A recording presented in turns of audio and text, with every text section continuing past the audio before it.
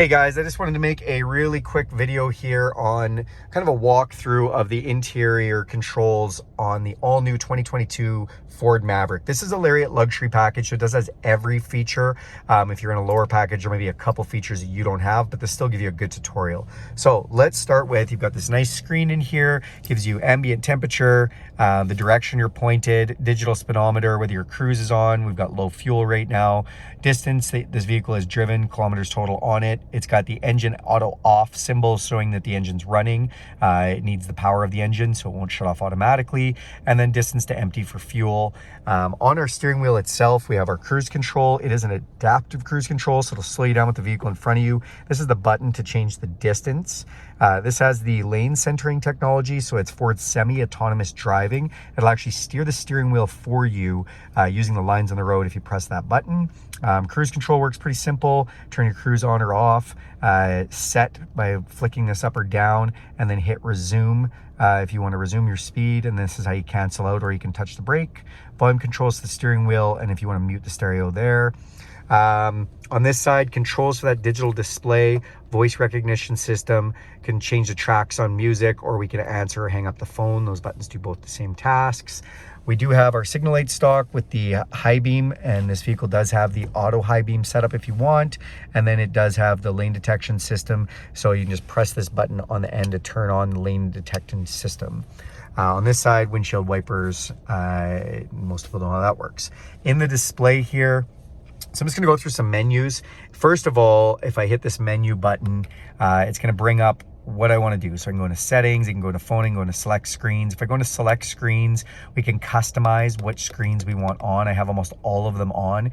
It only allows you so many, so the only ones I don't have on are auto start, stop, and seat belts. But you can see we've got trailer light check because this has the trailer package, intelligent all-wheel drive because it's an all-wheel drive model, and tire pressure. So I should make a point that this is the 2-liter all-wheel drive model, so if it's a hybrid, these screens will have a few different things in them as well. Now, if I hit the back button here, it'll bring me out of these. And then if I hit the back button again, so we're just in the regular one now, and I can just cycle by pushing this down or up through the screens that we have selected. So I can look at fuel economy, I can look at a trip computer, tire pressures, and how the all-wheel drive is working. If we have a trailer light status on there, if we're hooked up to a trailer, what's going on with the audio system, and then back to comm screen. Comm is just kind of nothing. A lot of people do love comm screen. And you hit that menu button again, and then we can go down, we can see audio, so we can control which sources we want to pick from the steering wheel. Bluetooth would be added if I had something paired right now. And then we can go down to phone. I've got no phone connected, so when I press enter, it doesn't give me any information, but if I did have a phone connected, we could look at some phone information in there. And then if I go into setting, this is where you can go into a bunch of settings. So settings, first one up top, it has the trailer tow package. You can turn on trailer tow sway, which is really cool. Just helps keep the trailer under control. Driver assistance, if we go into here, so we can turn on blind spot, we can turn on cross traffic alert. The cruise control actually is adaptive, but you can set it to normal if you don't like it slowing down with the vehicle in front of you. Driver alert, that just means when you're driving for a long time, it'll give you a little alert that, hey, maybe pay attention or have a coffee or pull over for a second, stretch. And you come down, lane keeping system. This turns on a couple of things. The mode is the first one, so whether it beeps at you when you get too close to the lane, or whether it pushes you back in, or whether it does both. And then you can go into the intensity. So is it really sensitive? Is it not sensitive? Or is it just kind of normal? We're back out of here, and then we can go into pre-collision assist. So this is, again, sensitivity. You can go into normal, high, or low. It can give you a distance indication display if you're going to get close to crashing to somebody. It can brake automatically for you, and it can actually put on evasive steering. And so basically, if it thinks you're going to crash, it'll make the steering really heightened so that just the littlest touch of the steering sends you one way or the other. Then we go down, it has rear park aids. This has rear backup sensors. You can turn them on or off from there. And then if I go down again, we're into the vehicle settings. So it has a 30-minute max idle. So you have this on right now. So as it idles for 30 minutes, shuts itself off. If you want to idle longer, turn that off. You can go into lighting controls. We can control the auto high beams or auto headlamp delay. So how long it takes the headlights to shut off after you turn the vehicle off. You go into the locks. You can shut off auto unlock when you put it into park, feedback, whether it chirps at you or the lights are flash. Oh, that's the chirp, the feedback's for the lights. And then remote unlock, we can go in and we can remote, so when we hit the unlock button, does it do all doors or does it just do the driver's door? Back out of here, go into the oil life, so then you can see obviously 100% because it's a brand new car. And then we can go into the remote start, as this has remote start, and then it's got climate control on auto, so when you hit the remote start, it gets hot or cold as it needs to. This one has heated seats and a heated steering wheel, so those will come on if it's too cold.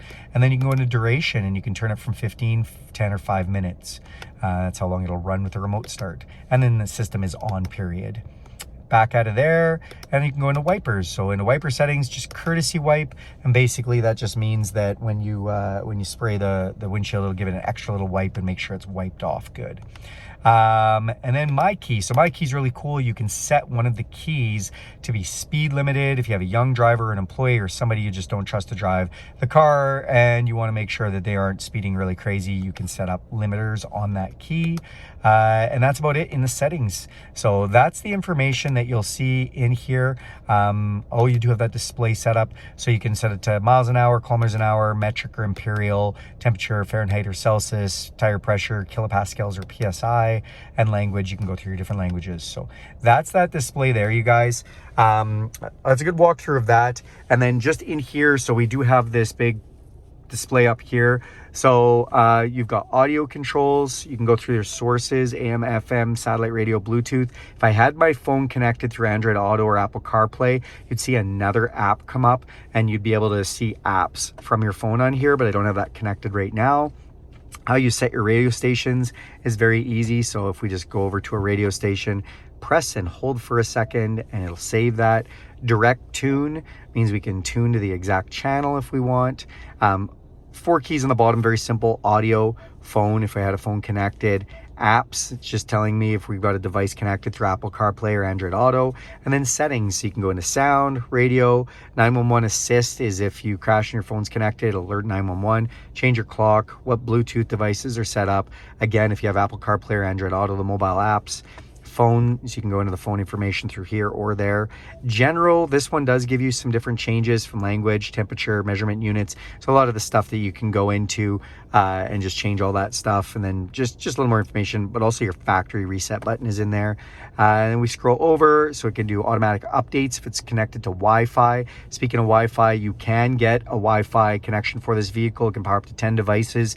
You pay monthly subscription, or you can connect to just a wireless Wi-Fi if you're at a building or a home. Ford Pass Connect, that is the connection through the app on the phones. You can remote start, unlock your vehicle, track your vehicle, do all kinds of stuff from that.